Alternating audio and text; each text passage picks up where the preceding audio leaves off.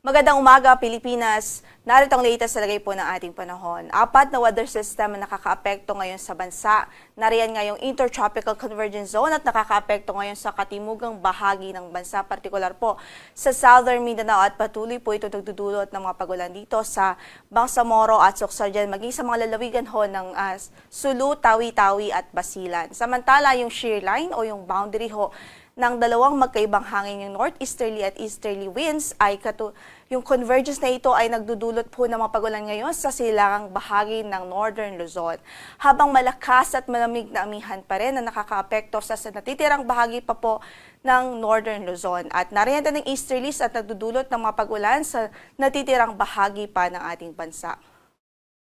So para sa pagtayo ng ating panahon, magiging maulap ang papaurin at may mga kalat-kalat na pagulan ngayon na inaasahan dito po sa Batanes at Ilocos Norte. Gayon din dahil sa shear line, magiging maulan ang Cagayan, Isabela, dito po sa Apayao, Kalinga, Mountain Province at Ifugao. Dahil nga po yan sa shear line, ito yung boundary o yung convergence ng hangin na northeasterly at easterly winds. So sa mga kababayan natin dyan, patuloy nating abiso, huwag hong kalimutang magdala ng payong at mag-ingat ho sa mga banta ng pagbaha, mga localized floodings. Samantalang easterlies, patuloy din nagdudulot ng mga pag-ulan dito sa Aurora, Quezon, maging sa Camarines Norte.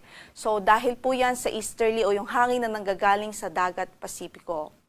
Samantala sa natitirang bahagi ng Northern Luzon, isolated na mahihinang mga pagulan naman ang pwede pong maranasan ng ating mga kababayan dahil sa amihan.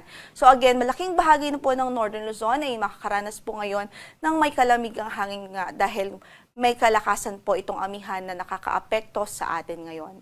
Samantala dito sa Metro Manila at natitirang bahagi ng Luzon, mga isolated o mga pulupulong mahihinang mga pagulan o pulupulong mga thunderstorms ang pwede pong maranasan any time of the day. So, kumbaga saan man ang lakad natin today, huwag pa rin hong kalimutan magdala ng mga pananggalang sa ulan. Sa Metro Manila, 24 to 32 degrees Celsius ang inaasahang magiging agwat ng temperatura. Sa Baguio, 16 to 24. Sa Lawag ay 24 to 32 degrees Celsius. Sa Tuguegarao po ay 24 to 30 degrees Celsius. Sa Legazpi ay 25 to 31 degrees Celsius. Habang sa Tagaytay, 24 to 29 degrees Celsius ang magiging agwat ng temperatura. Pagdating naman sa Palawan, inaasahan din ho natin ang bahagyang maulap hanggang sa maulap na papaurin at tsansa lamang ho ng mga isolated o mga localized thunderstorms. Ayan. So, yung Visayas at Mindanao, malaking bahagi po nito ay makakaranas pa rin ho ng mga pag-ulan dahil doon po sa epekto ng easterlies at ng Intertropical Convergence Zone.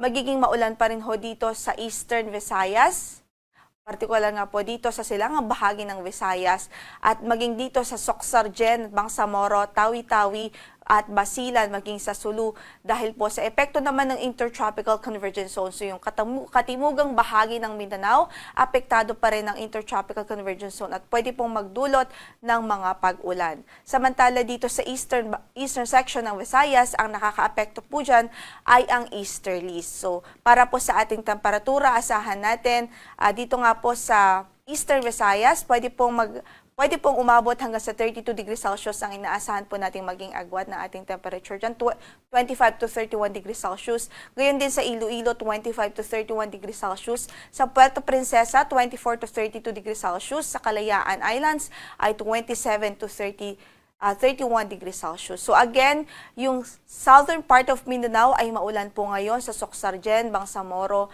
at maging sa Socsorjan, Davao Region at maging dito po sa Basilan, Sulu at Tawi-Tawi. Para naman sa pagtayo ng ating temperatura, 25 to 31 degrees Celsius sa Davao, 24 to 31 degrees Celsius sa Cagayan de Oro, habang sa Zamboanga City ay 24 to 31 degrees Celsius. Samantala sa Puerto Princesa, 24 to 32 degrees Celsius, 27 to 31 degrees Celsius naman ho sa Kalayaan Islands.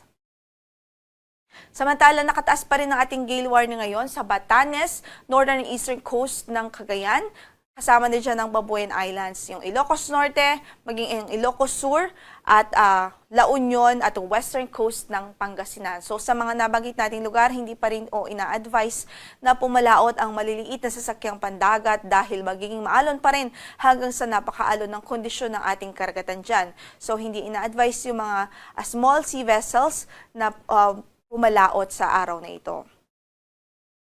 Ang sunrise po natin for today is 5:59 in the morning at mamaya lulubog ang araw sa ganap na alas 5:24 ng gabi. Ito po si Lori de la Cruz Galicia. Magandang araw po.